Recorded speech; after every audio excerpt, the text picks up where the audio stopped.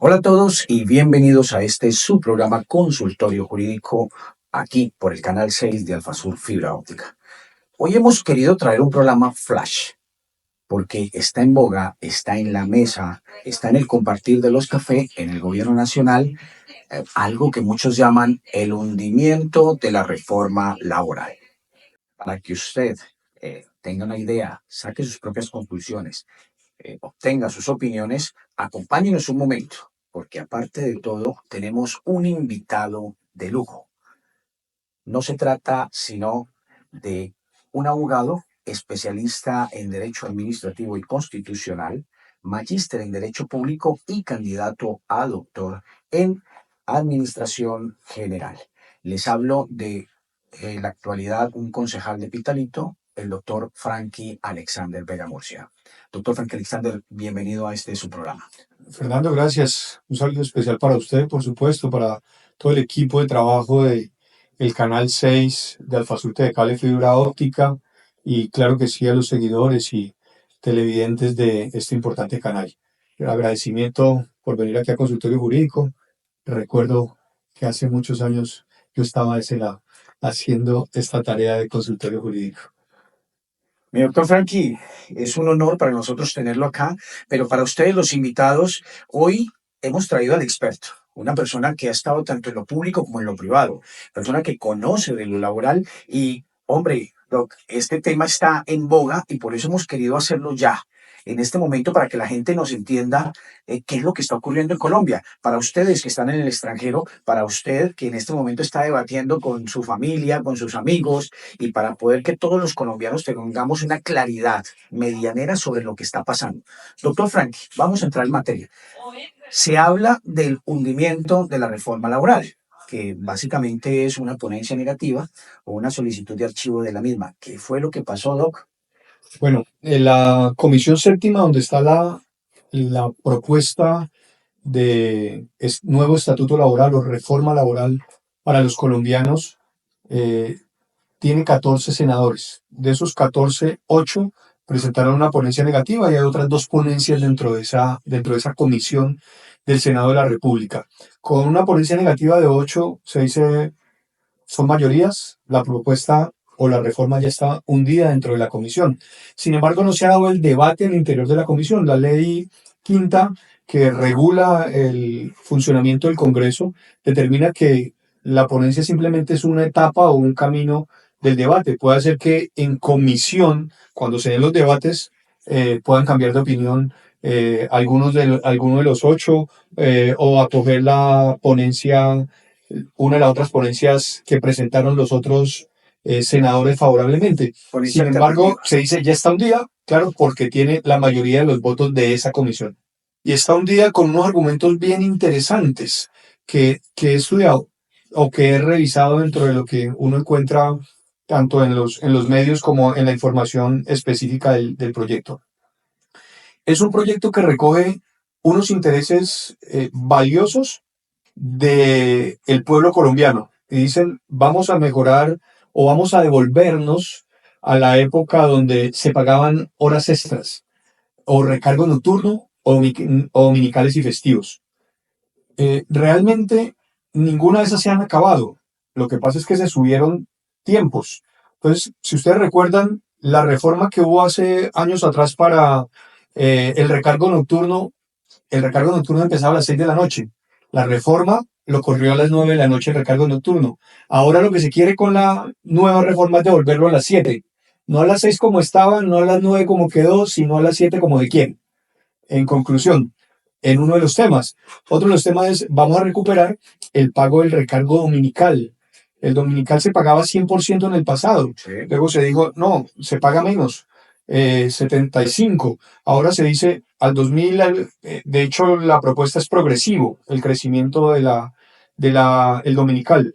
Entonces dice, para el 2026 se pagará el 80, para el 2027 el 90 y el 2028 creo que era, si no estoy mal en esos tiempos, llegaba al 100% otra vez el recargo dominical. Y digamos que estas reformas uno como trabajador de salario mínimo dice, oiga, sí, me convienen como ciudadano. En su momento, ¿por qué se hicieron estas reformas? se hicieron en el pasado con el ánimo de generar mayor empleo. Oiga, si le mandamos una carga financiera al empresario, al que paga el trabajo, probablemente esto le puede dar mayor posibilidad de traer más mano de obra. O sea, abrimos más empleos con una reforma. Parte de las discusiones que se han dado es, esta reforma no va a generar mayor empleo. De pronto lo decrece, porque hoy, si hemos visto en estos últimos años, eh, el salario mínimo ha crecido con con buenos porcentajes cada año. Sí. El gobierno ha sido generoso en eso y válido, pues porque la gente con ese recurso también le cuesta mucho poder sobrevivir con un salario mínimo. Pero se ha sido generoso en el incremento del salario mínimo y los empresarios, el sector gremial, haya estado también atendiendo ese llamado. Ahora, subirle más carga financiera al tema laboral es posible que haga decrecer el empleo en vez de aumentarlo. Hay otros temas que no son tan atractivos, como por ejemplo dicen el tema del contrato de aprendizaje. A los aprendices hay una obligación legal de tener aprendices de acuerdo al número de empleados que tenga una empresa. Los que tienen más de 20 empleados o 25 tienen obligatoriamente que tener un número de aprendices dentro de la empresa para darle la oportunidad de aprendizaje. A ellos en la etapa lectiva creo que les pagan la seguridad social y ya en la etapa productiva les pagan medio salario. El proyecto dice que los van a llevar a pagar el salario completo. Ese contrato de aprendizaje es la oportunidad del primer empleo y es la oportunidad de la experiencia para el trabajador, por supuesto un salario menor, pero con la posibilidad de que tenga esa apertura. Y si se le incrementa también ese reconocimiento, con toda certeza va a verse menguado el deseo de que los empresarios tengan aprendices. Porque para que yo tenga un aprendiz y tengo que pagarle lo mismo que un trabajador ordinario que no me viene a aprender, sino que este ya tiene experiencia. Entonces, le vamos a quitar muy probablemente la posibilidad de que el empresario quiera enseñarle dentro de su empresa, porque me sale más económico, pero lo adiestro, lo enseño y si me sale bueno, lo dejo y ya lo voy a tener con salario mínimo. Pero si no, lo tengo por un rato. Y esta clase de propuestas, lo que se están diciendo es, eso puede hacer es, no que se incremente la posibilidad laboral de la gente, sino que la decrezcamos en esa oportunidad, por ejemplo, el primer empleo de los aprendices, que es un tema también bastante generoso. Otra de las propuestas es, venga, vamos a crear, a aumentar las semanas de licencia de maternidad para los papás. Las semanas, vamos a crear semanas de licencia de maternidad para las parejas homosexuales, que han generado debate esas propuestas. Pero yendo más allá, hay unos temas de fondo constitucionales por los cuales se radicó una ponencia negativa y que no se han expuesto a la luz pública y que aprovechamos esta oportunidad para decirlo. Uno, es que la reforma se presenta como una reforma de ley ordinaria y resulta que lo que se está reformando es un estatuto. Se llama el Estatuto del Trabajo. Por eso se llama Código Sustantivo del Trabajo, porque es un estatuto. Y al ser un estatuto, esa es una norma estatutaria, es una ley estatutaria, que tiene un procedimiento legislativo diferente o que requiere mayorías para poder ser aprobado. Mayorías plenas, no mayorías de asistentes, sino mayoría plena de votos para poder ser aprobada. Y la ley estatutaria tiene eh, control constitucional previo. Es decir, la ley va a la Corte Constitucional, la ley estatutaria para revisión. Pero el gobierno presenta la ley como una ley ordinaria, por eso la está desarrollando y evaluando la Comisión Séptima. Pero si fuera una ley estatutaria, la estaría revisando y evaluando la Comisión Primera del Senado, lo cual, y de la Cámara, lo cual hace que esa propuesta de estatuto esté viciada de nulidad desde su conformación. Es parte de lo que dice la ponencia, que es muy sensato, muy lógico y muy legal y que creo que no se ha puesto sobre la mesa ese debate que siendo muy jurídico para los que no conocen de derecho eh, y para los que lo entendemos sabemos que tiene la razón quienes han presentado esa postura, porque una norma estatutaria no puede ser modificada por una norma ordinaria. Si es estatutaria, el procedimiento debe ser estatutario para que obtenga su reforma. Y los procedimientos internos de las comisiones hablan a qué comisión va y qué cantidad de votos requieren para poder ser aprobadas esas reformas, si es estatutaria o si es ordinaria. Entonces, hay todo un entramado detrás que uno rápidamente dice, la reforma es buena y están atacando al pueblo y a los trabajadores. Pero es que, yendo más allá, realmente se entiende por qué no se da el debate jurídico, por qué no se da el debate sobre la reforma. El gobierno quiere a todas luces que le aprueben la reforma. Bueno, uno también piensa, el Congreso, ¿por qué no se la aprueba? Si la gente pidió cambio, entonces acéptenle el cambio y háganle la reforma. Y ya miran en un otro gobierno o analizan si eso trajo más empleo, generó detrimento, pues ahí queda otra ley para reformarla. Pero que es como la discusión también social. Entonces, si la gente pidió el cambio, ¿por qué no le dejan hacer el cambio al gobierno? Ahora, también viene otra cantidad de discusiones. Hay un cambio real, porque los mismos elementos de corrupción y demás se siguen viendo tanto en gobiernos anteriores como en el presente. Entonces, eh, digamos, esa es como ya otra discusión Sí, más sociopolítica. pero también está ahí en el caldo. Doctor Vega, usted, pues, en esta apertura que nos hace, nos ha dado muchos elementos, que es bueno que quienes nos están siguiendo en este momento los vayamos dilucidando un poco. Por ejemplo, doctor Vega, ayer hubo la primera manifestación en el Congreso de la República por estudiantes del SENA, en donde precisamente uno de esos puntos es por qué nos van a negar el acceso, por qué nos van a quitar, por qué no nos permiten ganar el 100% de la retribución económica. Usted hace un punto que podemos subirlo al debate.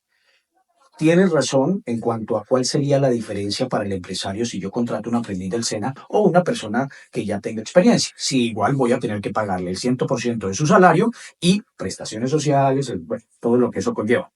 El problema y la pregunta que se hacían los estudiantes del SENA y un representante a la Cámara, no vamos a decir el nombre, decía, ¿y cómo va a contratar a una persona con experiencia si no estamos queriendo que las personas obtengan experiencia? Entonces venimos en un círculo en donde yo no le voy a pagar para que usted tenga experiencia, pero cuando lo vaya a contratar necesito experiencia. Sí. Por ejemplo, esa parte de la reforma. No, ese tema es muy interesante, uno dice por sensatez y por lógica, trabajo igual, salario igual, es un principio constitucional también de los derechos fundamentales.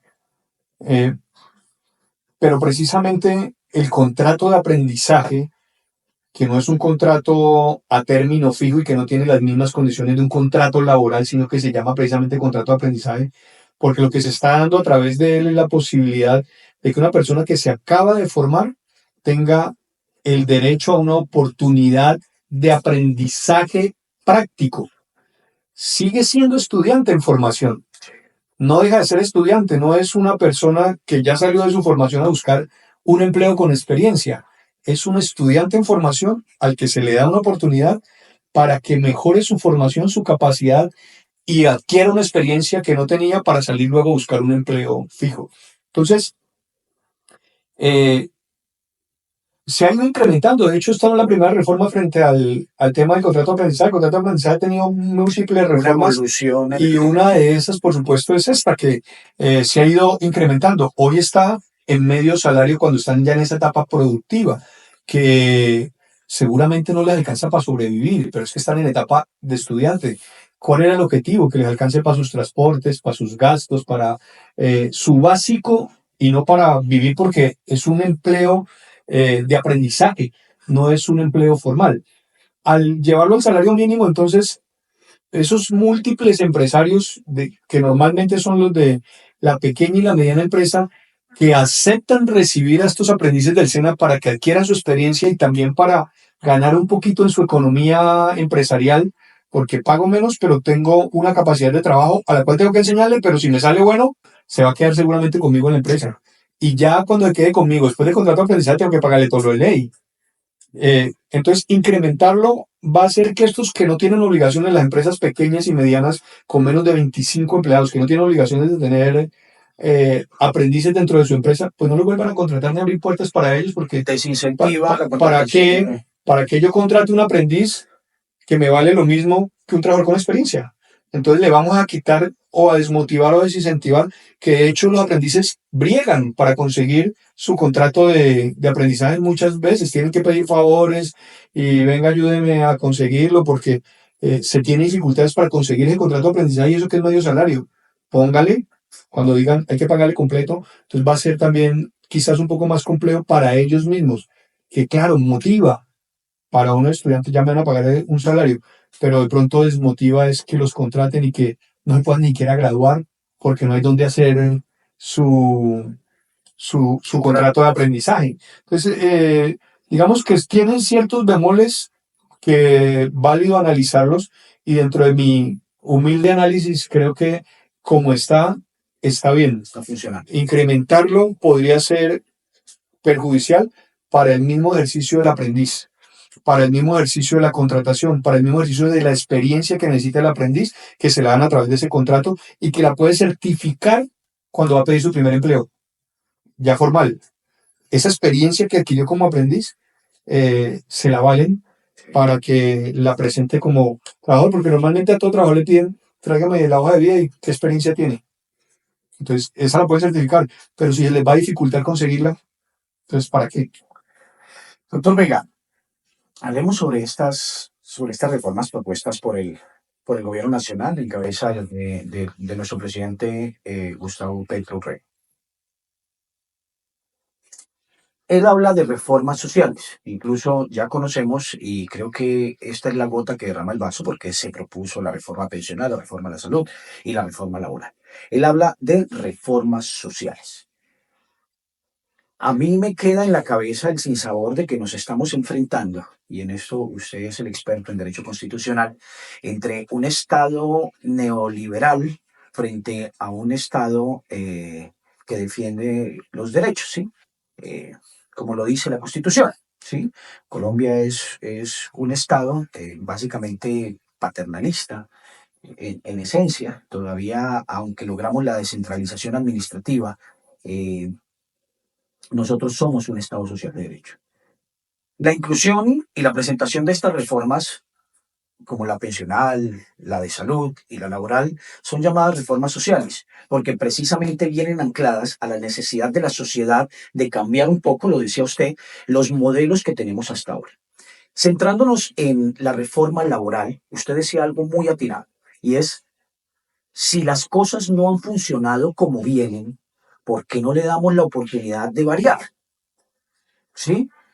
¿Por qué seguir conservando un modelo que en el momento, según las cifras del DANE, que muchas veces les echamos lapicito, incluso contamos como empleo a los vendedores informales? Ese fue el regalo que nos dejó el presidente anterior, donde agarró la base de datos de los vendedores informales y dijo que había aumentado el empleo porque el empleo informal es considerado como un subempleo. Entonces, Colombia estamos muy bien ante la OIT, que nos pide cifras, pero porque estamos contando precisamente la venta informal. Entonces, ¿cómo le explicamos a los ciudadanos que un modelo que no viene sirviendo, como ha sido demostrado, por ejemplo, el modelo de salud, que también presentó reforma el gobierno nacional, no le vamos a quitar nada, vamos a hundirlo, como lo hizo en este momento, o como es la propuesta negativa de la Comisión Séptima del Senado? ¿Porque no analizamos más bien qué puntos son relevantes para hacer una reforma social que de plano, en este modelo en el que funciona Colombia, que es un modelo capitalista, pueda generar mayor demanda? Porque es que, ya hablando en los temas económicos, se nos olvidó que lo que genera el capitalismo es la demanda, y que la demanda está en cabeza de los propios trabajadores. Modelos como los europeos, en donde precisamente se trabajaba, o donde nace el neoliberalismo, que era a sangre y fuego el capital sobre el capital, se dieron cuenta que no había crecimiento. y por allá llega Kenen, creo que fue, llega y dice, venga, ¿qué es lo que está sucediendo? Y entonces se dan cuenta que precisamente la demanda la ofrece es el trabajador, y entre mejores aspectos se le ofreciera al trabajador, pues es el mismo el que está dinamizando la economía autofrágil. Entonces tenemos un enfrentamiento, Doc, le reitero la pregunta, entre un modelo neoliberal que ha sido modificado en el extranjero, en países ya más desarrollados, y un Estado social de derecho, que ahí viene la discusión un poco fría de este asunto. Bueno, realmente uno quisiera que las reformas que se plantean fuesen para mejorar. Y hay dos visiones, la visión de los trabajadores y la visión de los empresarios o de los empleadores, y lograr hacer una cohesión de estas dos visiones sería lo mejor que pudiese pasar para que hubiesen reformas que no frenen el desarrollo y que den al trabajador o a la clase trabajadora también esas oportunidades de sentirse bien tratados y bien remunerados por el ejercicio de su trabajo. Sin embargo, ese equilibrio no es tan fácil conseguirlo en la medida que cada quien, por supuesto, tiene su visión. Mientras el empresario tiene su visión económica de buscar el menor costo posible de producción, el trabajador quiere la mejor remuneración por su producción. Entonces no va a ser tan fácil encontrar eso. Y fíjense que las reformas planteadas, que son, digamos, como las más trascendentales y a las que le hacen mucho ruido, de decir es que no le devuelven a los trabajadores lo que le quitaron. Devolver las horas extras, devolver el recargo nocturno de las 9 a las 7. Hombre, estaba a las 6 de la tarde. Entonces, por qué no la presentan hasta las 6 como estaba hace tantos años? Es que a las 6 lo pagaron a las 9, ahorita lo devuelven a las 7. 2 horas de extras al 0,25, creo que la liquidación. Eso realmente puede que no represente mucho, pero tampoco es la gran reforma. O sea, ya la tuvieron o ya la tuvimos en el país. A las 6 de la tarde era el recargo nocturno, pasó a las 9. ¿Por qué pasó a las 9 en su momento? Con el ánimo de incentivar el empleo. Menos recargo, más trabajadores para la labor de producción, porque hay menos carga laboral para el empresario. En vez de yo tener un trabajador que le paga un recargo nocturno por 2 horas, pues lo dejo trabajar o le doy horas extras que puede ganar, porque las 8 horas y no le doy extras porque me tocaba pagarle el recargo nocturno. Pero si ya no tengo el recargo nocturno, pues le puedo dar 2 horas extras, igual va a ganar un poco más por cada hora de trabajo adicional. Sin embargo, eso puede ser, digamos, doloroso para el trabajador decir, reconozca manera de recargo. Creo que es válido y creo que tampoco afectaría mucho a los empresarios, pero tampoco es la gran reforma del Estado. Entonces, las discusiones más allá de esas transformaciones, por ejemplo, la pensional, esa sí fue una reforma profunda, le cuento, una reforma profunda y la aprobaron en el Congreso.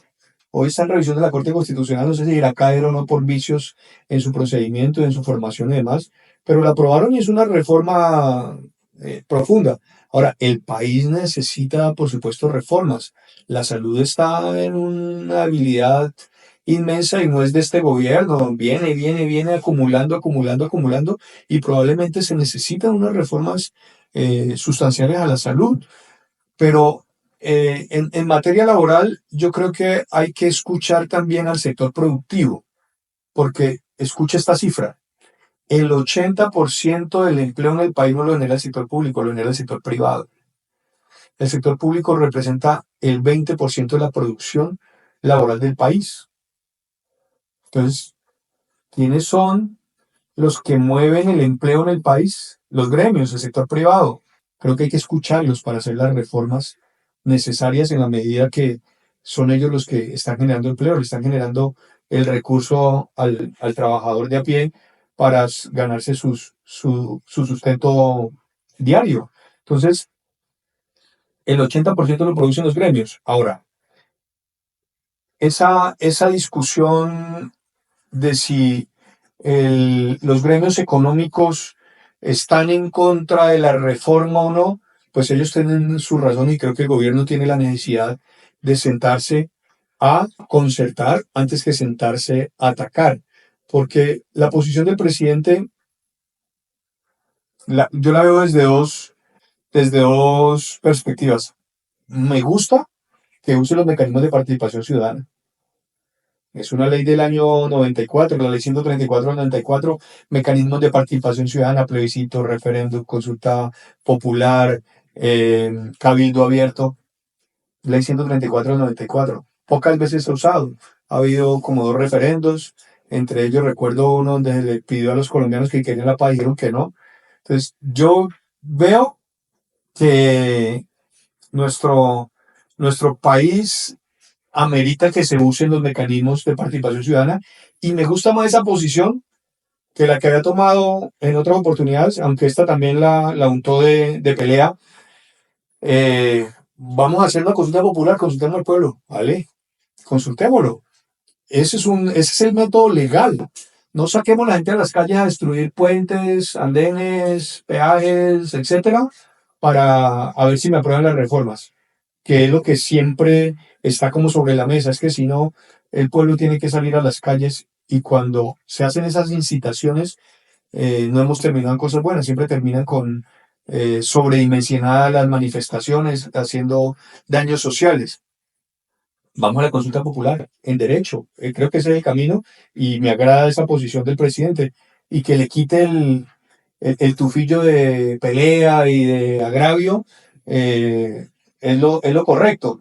Si le quitan ese tufillo de agravio, mecanismo de participación, excelente. Ahora, que le vaya a cuajar, yo lo dudo mucho. Dudo mucho porque necesitan 13 millones de votos y nomás el presidente tuvo 11 para ser elegido, necesita 2 millones más y no creo que los 13 millones, de los 11 millones que obtuvo estén de acuerdo con con esa reforma todos. Entonces no es tan fácil conseguir todos esos votos. Y los que no votaron por él, pues creo que es más difícil van a ir a votar favorablemente por una reforma, así no la, así la compartan o no la compartan. Entonces, no es tan fácil ese mecanismo. Yo creo que eso va a terminar en, en un no se hace más adelantico, porque cuando se siente a pensar con cabeza fría, el presidente va a entender que va a ser un tiro en el pie, porque sacar una consulta popular que va a perder no tiene sentido. Si se han perdido referendos cuando le preguntan a los colombianos si quieren la paz, ¿qué colombiano no quería la paz? Pero perdió la consulta. Entonces uno se sorprende con esa clase de decisiones, entonces yo no la veo tan fácil que se logre en ese proceso. Eh, es la dinámica política, pero para mí el camino que dio el presidente, vamos a una consulta popular, es el mecanismo. Y no vamos a sacar a la gente a las calles a hacer protesta porque la protesta no hace reformas. Pueda que la consulta popular se obligue al Congreso a darle trámite porque es obligatoria. Ahora depende cómo hagan la pregunta de la consulta popular, qué es lo que quieren. Ese es el quiz. Que se apruebe la reforma en su integridad como fue presentada, qué es lo que quieren, pero para aprobarla como fue presentada, pues hay que conocerla. Tienen un trabajo bastante fuerte. Yo no lo veo tan fácil realmente que vayamos a llegar a una consulta popular. Ahora si la hacen, pues sería un mecanismo muy interesante para la sociedad, pero es un costo económico, que el gobierno no tiene plata y hacer una consulta es una elección. Eso vale un poco de plata. Entonces yo no sé dónde la irán a sacar para hacer esas consultas. Tiene otro mecanismo. Hombre, presidente, ¿cuál?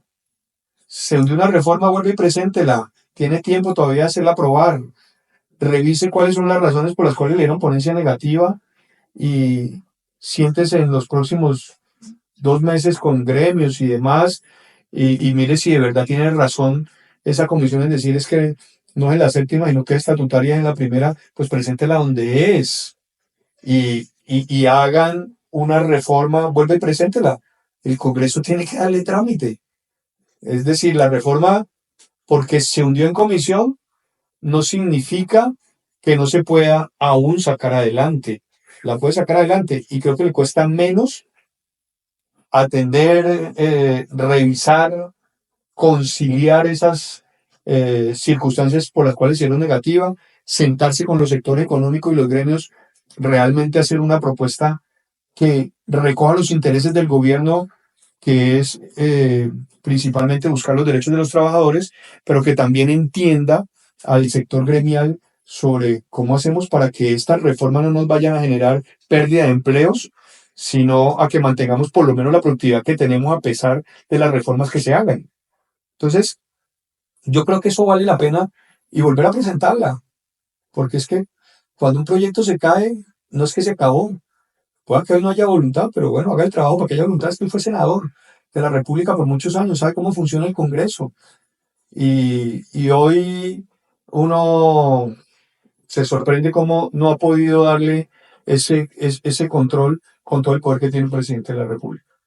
Pues doctor Vega, usted nos hace una acotación que precisamente ha sido tema de discusión y el mismo presidente lo dijo.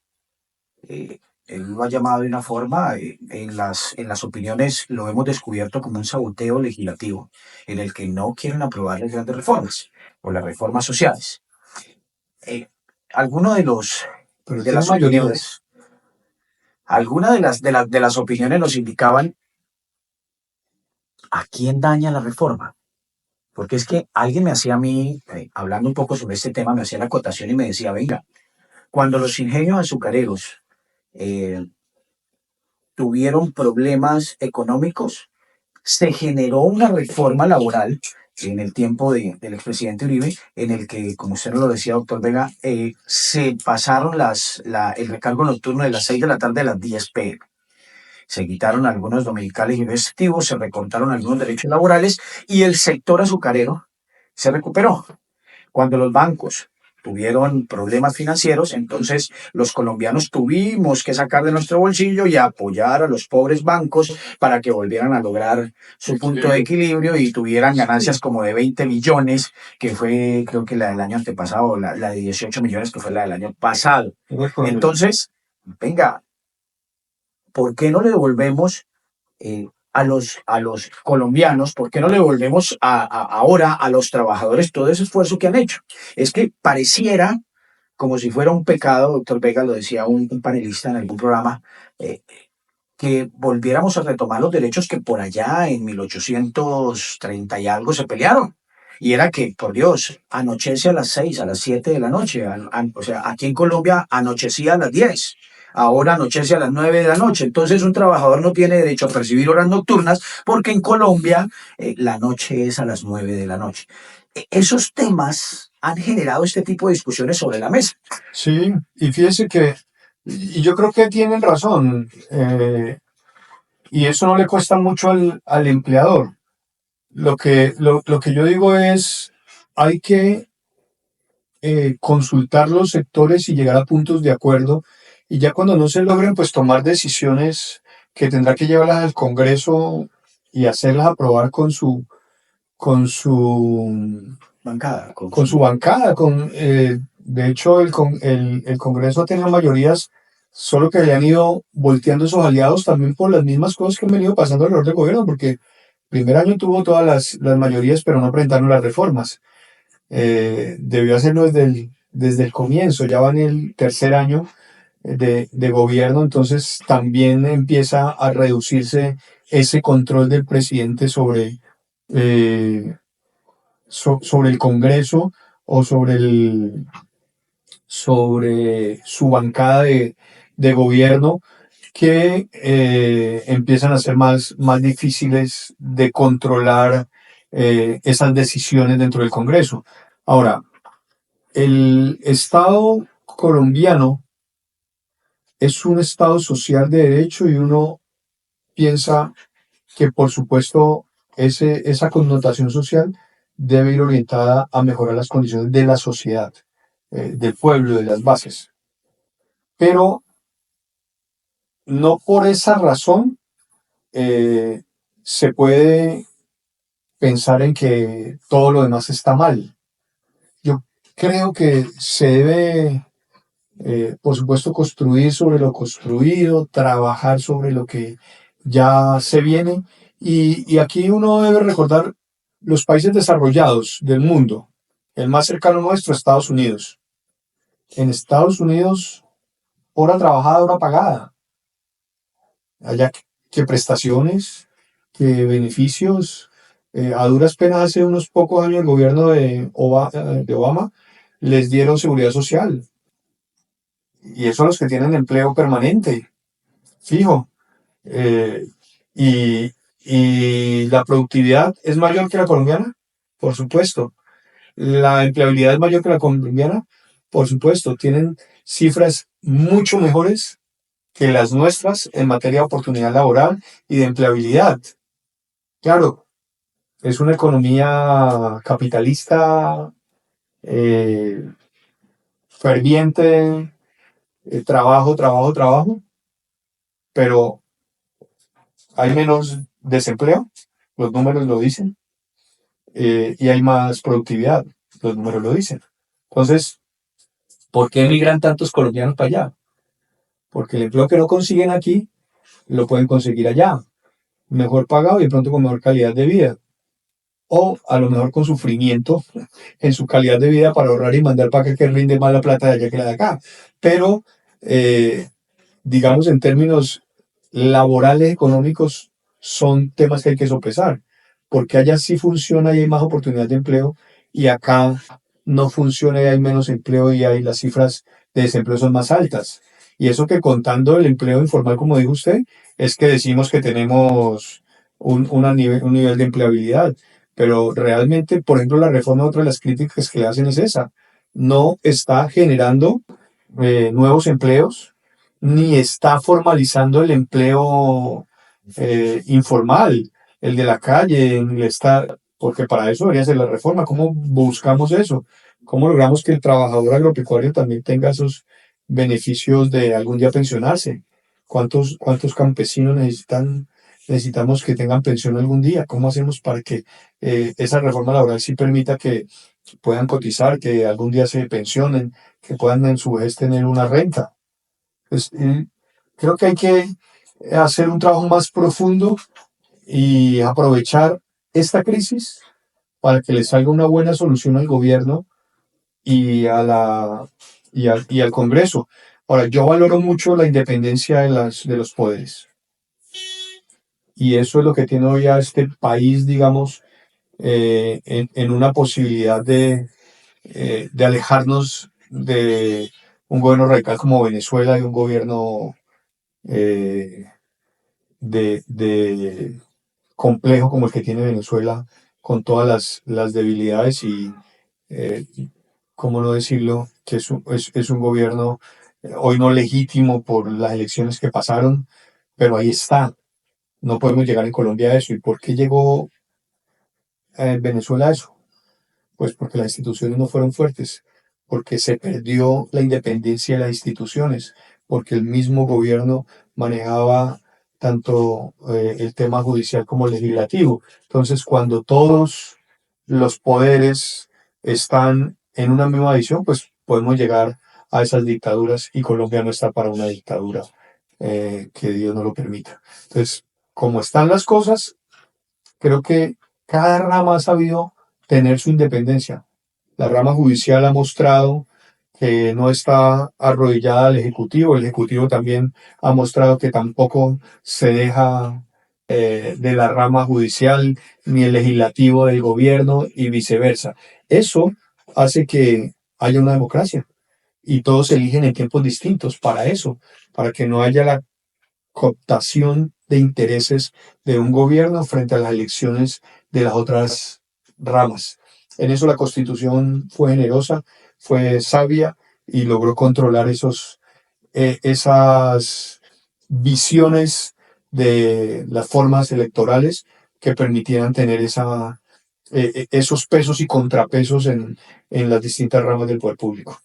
Doctor Vega, usted nos hace toca un punto muy, muy álgido en esta discusión, que a propósito también fue materia de pronunciamiento por parte del presidente de la República. Y es lo que usted nos acaba de decir. Bien pudo el gobierno, y esto es algo que discutimos en algún momento en un cafecito con unos amigos, bien pudo el gobierno sacar estas reformas por decreto. Lo puede hacer él como presidente de la República y obviamente pues eso tiene que surtir los procesos legales, las revisiones constitucionales, pero bien pudo hacerlo. Eh, alguien me decía, pero es que, bueno, esta discusión ya pasó, ¿no? Pero es interesante lo que usted la trae a colación. Es que aquí hay una dictadura, es que Petro se va a volver a hacer reelegir. O sea, hubo muchos comentarios y por eso hacemos este tipo de programas para que la gente tenga la facilidad de entender y comprender y sacar sus puntos de vista. Pero pudo el presidente haber sacado las reformas por decreto.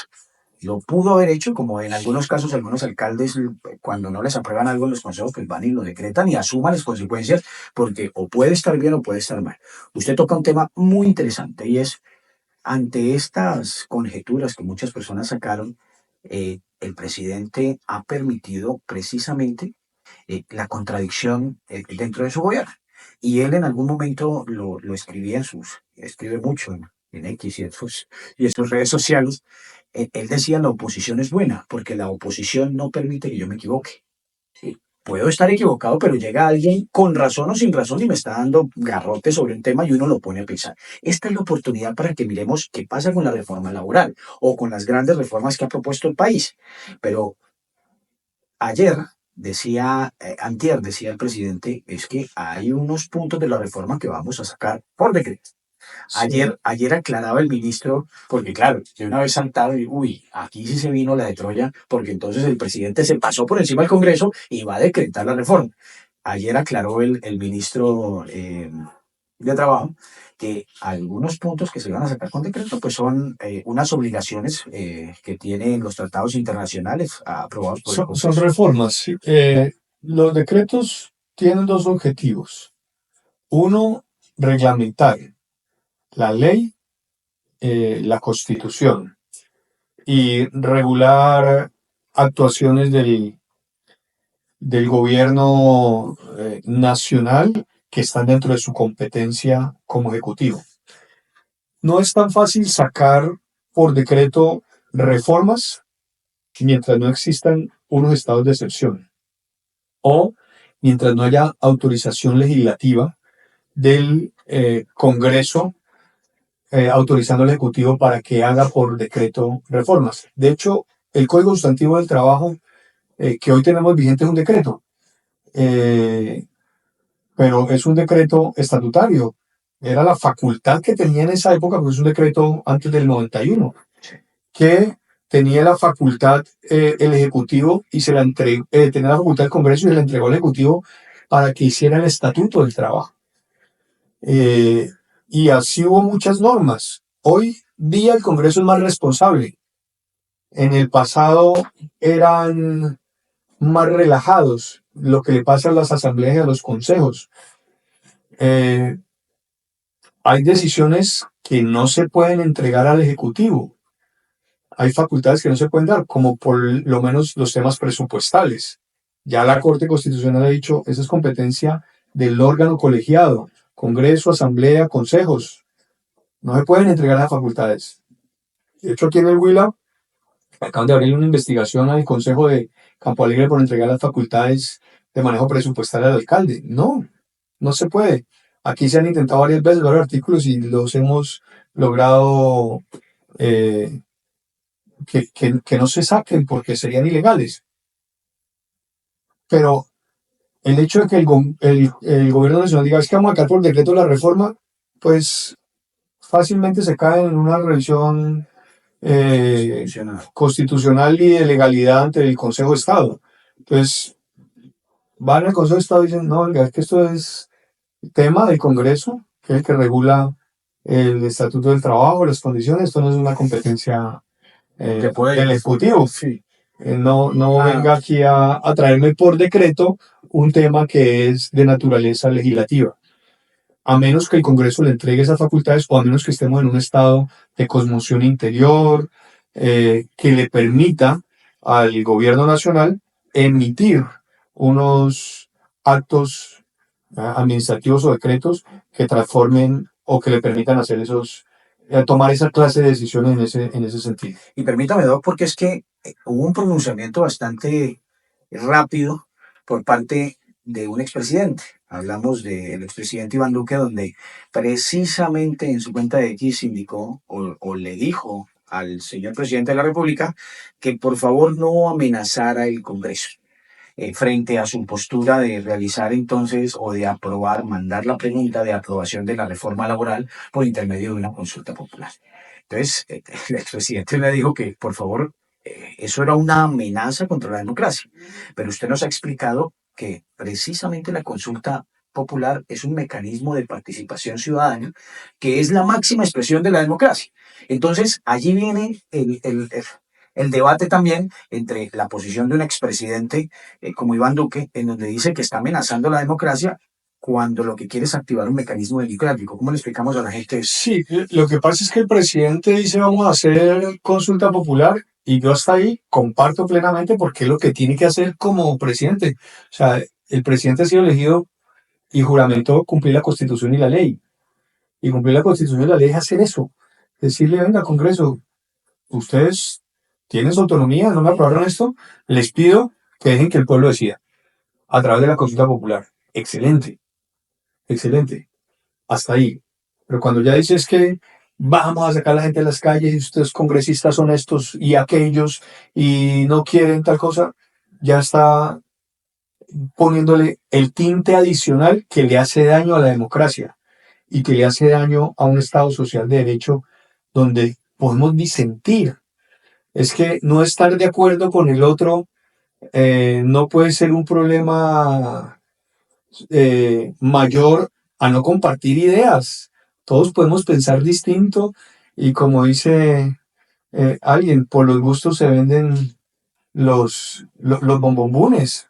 Entonces, eh, ¿cómo no poder disentir? Entonces, el grave problema es que cuando yo no estoy de acuerdo con una posición, se me vuelve enemigo el otro, que no está conmigo en la misma idea. Pero hay mecanismos para que esa idea la resuelva un tercero que llama el pueblo. Y ahí está. Y lo comparto y me agrada y felicito al presidente que haya sido sensato en la decisión de decir, Congreso no aprueba, ok, nos vamos de consulta popular y consultémosle al pueblo. Ese es el mecanismo. Ahora, hay que hacer una campaña y tendrá que hacer una campaña para que el pueblo le vote favorablemente esa reforma. Pero, ¿qué ocurre con el tema de es que vamos a sacar a la gente a las calles, es que vamos a hacer, por más gente que le salga a las calles no le van a salir los 13 millones de votos probablemente a marchar. Ahora, o van a ir a votar, todos esos 13 que salgan, o 14, o 15, o 16 millones de colombianos. Colombia, así como marchan en la izquierda, también marchan en la derecha, lo hemos visto aquí y no con poquita gente. Yo creo que hay que buscar equilibrio, unidad. Ojalá el próximo gobierno que se elija sea un gobierno de equilibrio para el país, sea un gobierno de transición a a la difícil modelo que tenemos ya desde hace años, o que es derecha o que es izquierda y ambos radicales. Entonces, ojalá pueda haber un gobierno de centro que le facilite las cosas al país y que pueda tener el equilibrio de manejar los sectores para el bienestar del país. Y es que precisamente esta polarización nos hizo un daño terrible. Yo debo decirlo y lo he dicho en algunos corrillos, en algunas compartires, ¿cómo es posible? Y me di cuenta que hubo un momento de nuestro país en el que nos dijeron que si usted era de derecha era malo o si usted era de izquierda era malo. Es más, nos colocaron en una franja cuando muchas personas no lo eran. Simplemente no pensaban igual que la otra. Entonces, si yo no estoy de acuerdo con este candidato, entonces yo ya era de izquierda. Si yo no estoy de acuerdo con este candidato, entonces yo ya soy de derecha. Y nos empezamos a llamar entre colombianos, y esto auspiciado por muchos candidatos de la época y hasta por los medios de comunicación. Entonces, si usted no era de acá, entonces usted era paramilitar, y hay que decirlo. Y si usted no es de acá, entonces usted es guerrillero. Entonces, nos pintaron en dos formas en las que ningún colombiano estaba. Incluso muchos de nosotros ni siquiera ha estado inmerso en ese tipo de conflictos, pero ya por pensar diferente, entonces Sí, generamos, y yo lo presencié, que el papá con el hijo se odiara, que el tío con el sobrino, que la mamá con el nieto, que porque las dos personas pensaban diferente. Y en esto sí es un llamado de atención para todos los colombianos. Precisamente pensar diferente enriquece el debate. No quiere decir que yo sea enemigo de X persona porque no piensa igual que yo, pero ¿cómo es posible que hubiéramos permitido eh, que nos permearan de esa forma y termináramos destruyendo familias porque sencillamente pensaba diferente? Doctor Vega, pues se nos ha pasado el tiempo volando. Eh, Espero que lo que hayamos tratado en este programa les sea de agrado a las personas y sobre todo les pique la curiosidad para que no nos crean, doctor Vega. La invitación es a que la gente lea, busque, hable con los demás, porque hay una gran pregunta que hay que decirle a la gente. Hoy estamos debatiendo sobre el hundimiento o sobre la ponencia negativa de la reforma laboral. La pregunta que yo les hago es, ¿cuántos de ustedes se leyeron la reforma? Porque hoy somos expertos en reforma laboral y por las calles hablamos de reforma laboral, pero sí sabemos nosotros estos puntos que traía la reforma, los pros, los contras, qué porcentaje va a subir el salario y todas esas implicaciones para las pequeñas empresas, para los grandes empresarios y qué ganancia tienen los trabajadores. Doctor Frankie Alexander, muchas gracias por estar con nosotros. Fernando, usted, gracias al equipo de trabajo de Alfasur Fibra Óptica. Mi gratitud, mi reconocimiento también, por supuesto, a todos los seguidores y oyentes de este canal y a usted, Luis Fernando, por la invitación del espacio. Fuerte abrazo y bendiciones para todos. A ustedes, por favor, no se vayan del canal 6 de Alfasur Fibra Óptica. Recuerden que estamos por las redes sociales, invitadísimos. Por favor, denle like, suscríbase, síganos, que vamos a seguir teniendo estos temas. Gracias y bendiciones.